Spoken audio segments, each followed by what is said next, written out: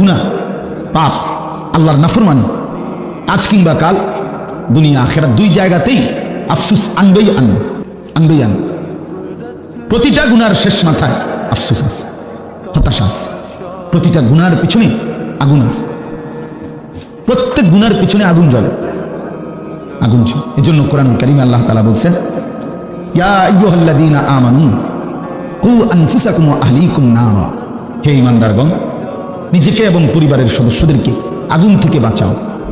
নারান, তাহলে বোঝা গেল দুনিয়াতে বলছে যে আগুন থেকে বাঁচাও, তাহলে মানে আগুন থেকে বাঁচাও মানে কি বলেন আপনারা? কি মনে হয়? কি গুনাহ থেকে? সহজ কথা, গুনাহ থেকে কি করো? বাঁচাও। কারণ এই বোঝা গেল গুনার অপর পিঠে কি আছে?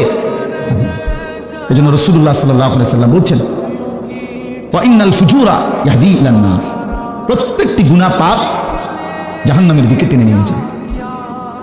ওয়া ইন্নাল বিররা ইয়াহদি ইলাল জান্নাহ, প্রতিটি পাপ নেক বীর নেক কাজ জান্নাতের দিকে টেনে নিয়ে যায়।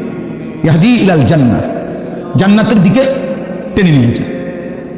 এই জন্য বাপ ছেলেরা ভাই সবাই বলি, তোমরাও আলাদা শোনো, মনোযোগ দিয়ে শোনো। আমি এক্ষুনি অল্প একটু সময় কথা বলবো, আল্লাহ চাইলে।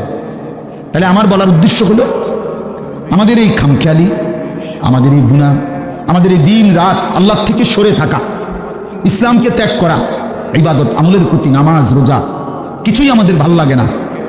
সব কিছু দুনিয়ার ভাল লাগে, এক ওয়াক্ত নামাজ পড়তে ভাল লাগে না। তো এটাই তো জাহান্নামের পরিণতি, আগুনের পরিণতি, এটাই তো গুনাহের পরিণতি। এই জন্য বললাম বাপ আফসোস আনবেই আনবে, আমারও আপনার আনবে। কোরআন শরীফে আছে, আরে হাদিসে আছে, আল্লাহ নবী সাল্লাল্লাহু আলাইহি ওয়াসাল্লাম বলছেন, আল্লাহর নেক বান্দারা যখন জান্নাতে যাবে, জান্নাতে কোনো দুঃখ নাই, আফসোস নেই, কোনো রকমের সামান্য কোনো বিরক্তি ক্লান্তি কিছু নেই। লা ইয়ামাসসুহুম ফিহা নাসাবুন ওয়া মা হুম মিনহা মুখরাজিন, আল্লাহ বলে জান্নাতি বান্দা কোনো ক্লান্তি স্পর্শ করবে না এবং জান্নাত থেকে তাকে কখনোই বের করা হবে না। তাহলে জান্নাতে কোনো আফসোস থাকবে না। কিন্তু এরপরেও নবীজি বলছেন সাল্লাল্লাহু আলাইহি ওয়াসাল্লাম যে জান্নাতি বান্দার একটা আফসোস থাকবে, জান্নাতে যাওয়ার পরেও জান্নাতি বান্দা একটি আফসোস করবে। কি সেই আফসোস? আফসোস করবে, হায় দুনিয়ায় যেই সময়গুলো আল্লাহর জিকির, আল্লাহর স্মরণ, আল্লাহর ইবাদতে কাটাই নাই, ওই সময়গুলোর জন্য আফসোস করবে। সেই সময়গুলো যদি আল্লাহর ইবাদতে কাটাইতাম তাহলে আজকে আমার জান্নাত আরো উঁচা হতো, আরো উপরে উঠতে পারত। এই আফসোস, সময়ের অপচয়, এটার জন্য জান্নাতে গিয়েও কি হবে? আফসোস। হায়াতের অপচয়, জীবনের অপচয়, এটা সাংঘাতিক ব্যাপার। হাসরের ময়দানে বান্দার প্রতি আল্লাহর প্রথম প্রশ্ন, আন উমরিহি ফিমা আফনাহু, বান্দা বলো আমার দেওয়া হায়াত কোথায় শেষ করেছ? এই প্রথম প্রশ্ন। দ্বিতীয় প্রশ্ন আবার বলো, ও আন শাবাবিহি ফিমা আবলাহু, আলাদাভাবে আবার বলো শুধু যৌবন কালটা কোথায় খরচ করছো? একবার বলবে পুরা হায়াত, সেটা কোথায় শেষ করেছো?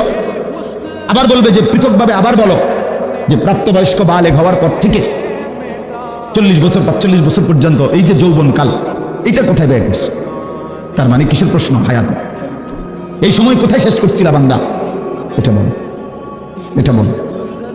কোরআন শরীফে আছে, আল্লাহ তাআলা বলেন, সুম্মা লাতুসআলুন্না ইয়াওমাইদিন আনিন নাঈম, আল্লাহ তাআলা প্রত্যেককে আল্লাহর দেওয়া প্রতিটি নিয়ামত সম্পর্কে অবশ্যই অবশ্যই জিজ্ঞেস করবেন, জিজ্ঞেস করবেন।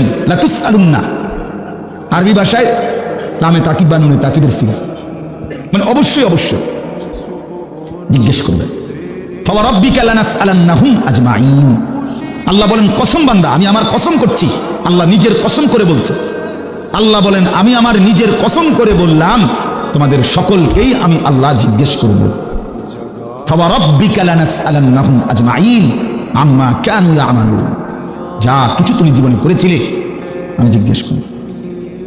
ওয়াকিফুহুম ইন্নাহুম মাসউলুন, কোরআন শরীফে আছে আল্লাহ ফেরেশতাদেরকে হাসরের ময়দানে বলবে, আমার প্রতিটি বান্দাকে দাঁড় করাও, এখন তাদেরকে একজন একজন করে জিজ্ঞেস করা হবে।